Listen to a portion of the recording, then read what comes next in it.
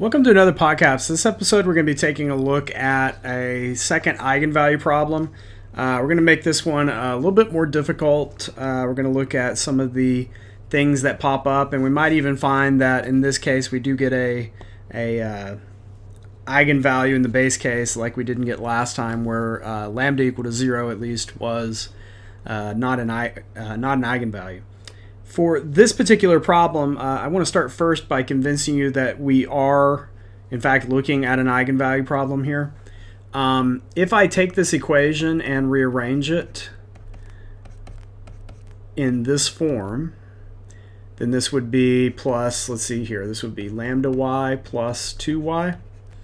Then I can rewrite this in the form, let's see here, negative x squared y double prime minus xy prime minus 2y,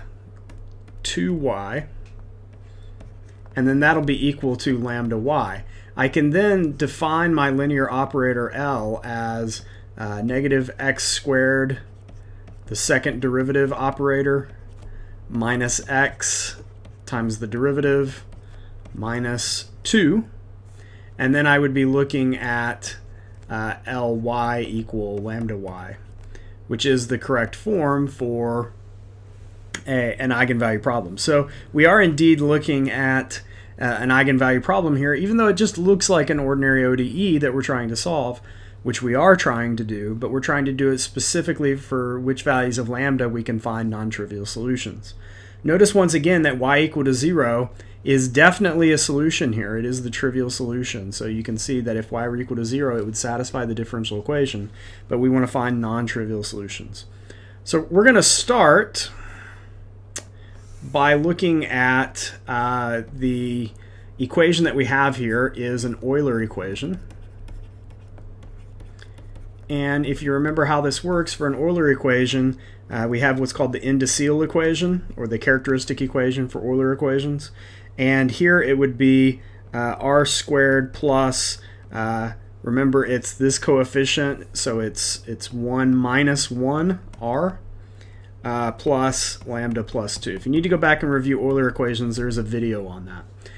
But this means the indicial equation is of the form r plus lambda plus 2 equal to 0, and so we find ourselves in a situation where r is plus or minus I times the square root of lambda plus 2. Now this immediately means that we need to check if lambda can be equal to negative 2. We also need to check the case where lambda plus 2 is greater than 0, because in this case we get oscillations to occur. But we probably don't need to check the case lambda plus 2 is less than 0, and try to convince yourself why, thinking about what the solutions to this guy would look like. But in this case, there's going to be no eigenvalues in this case. And that's just based on physical intuition. We could do the math to figure it out, but I want to save us some space and some time, so I would encourage you to look at the case where lambda plus 2 is less than 0 and convince yourself that there are no eigenvalues for that case. So instead, I'm going to look at these two cases. I'm going to look at where lambda is equal to negative 2 first, and then we're going to check out lambda plus 2 greater than 0 after that. So let's start with the case where lambda is equal to negative 2. In that case, we have that the indicial equation reduces to, so this would just be r squared plus 0 in that case. So the indicial equation is r squared equal to 0, or r is equal to 0 are the roots.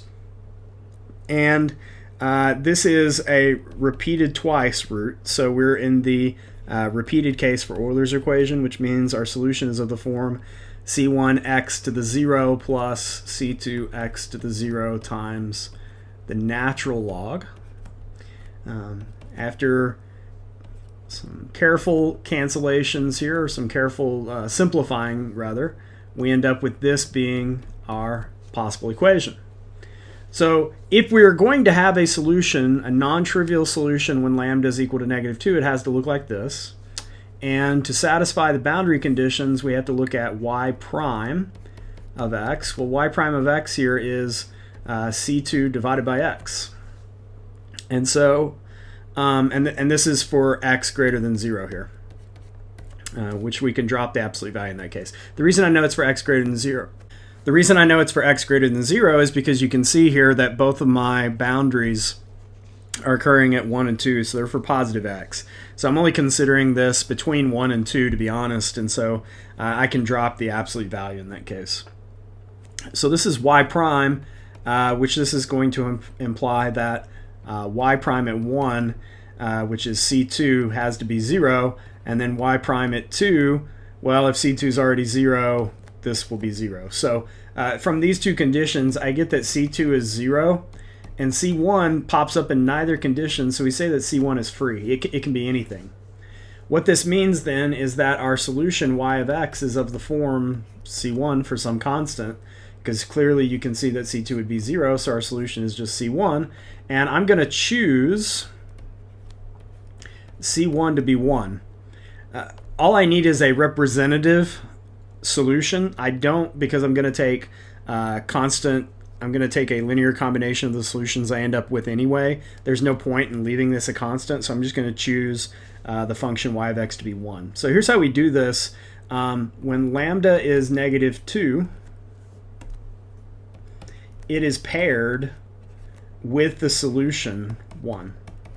So we have our first eigenvalue eigenvector pairing. Now we need to find the next pairing. And so to do that, we're going to look at the case where lambda plus 2 is greater than 0. Now, in this particular case, what we can say for sure is if lambda plus 2 is greater than 0, then this quantity is greater than 0, which means it's complex.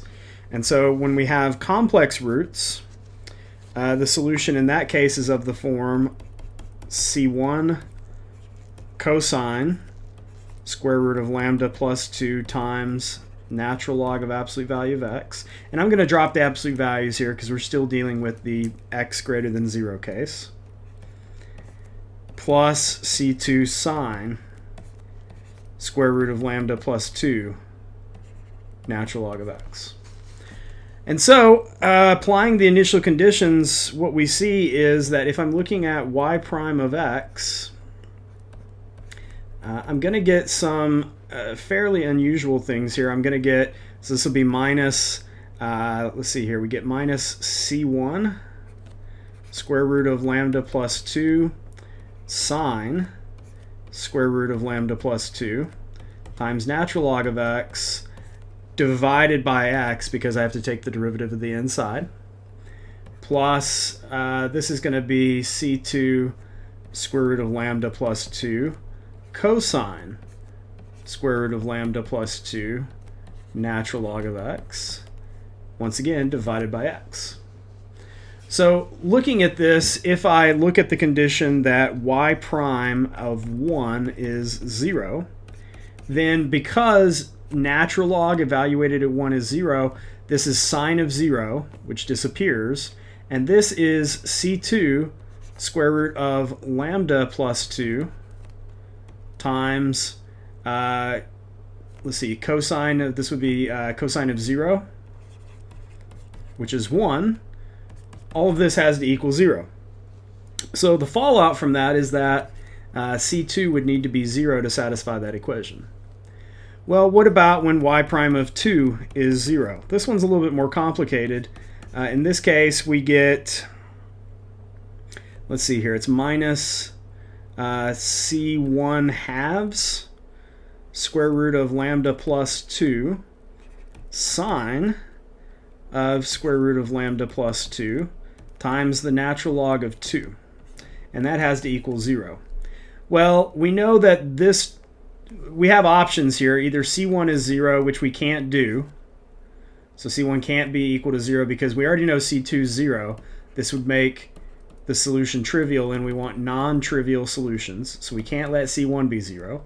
I'm also not in the case where lambda can equal -2. We've already taken care of that case previously. So the only way that this condition gets satisfied is if sine of square root of lambda plus 2 times the natural log of 2, if this term is 0. And this term is 0 precisely when the square root of lambda plus 2 is going to be equal to a multiple of n pi, but I'll need to divide by natural log of 2 so that what's inside of sine is a multiple of pi. And this is good for n equal to, let's see here. Yeah, it's good for 0, 1, 2, and so on. So that when I take the square root, when I square both sides, I'm going to end up with lambda n equals, I'm going to then subtract 2, but that's after I've already squared the other term. So we're going to end up with eigenvalues of this form. So here are my eigenvalues for this problem. Let me do a different color here. So these are the eigenvalues on this side. And these are good for n equal to 0, 1, 2, and so on. Notice when n is 0, we get negative 2 as an eigenvalue, which we've already said happens. So we just needed to double check that that is indeed the case, but it shows up here as well. And the other question to consider here is, what are my eigenfunctions? Well, because C2 is 0, my eigenfunctions are cosines. So this will correspond to the function being cosine. Maybe I should give myself a little bit more room here.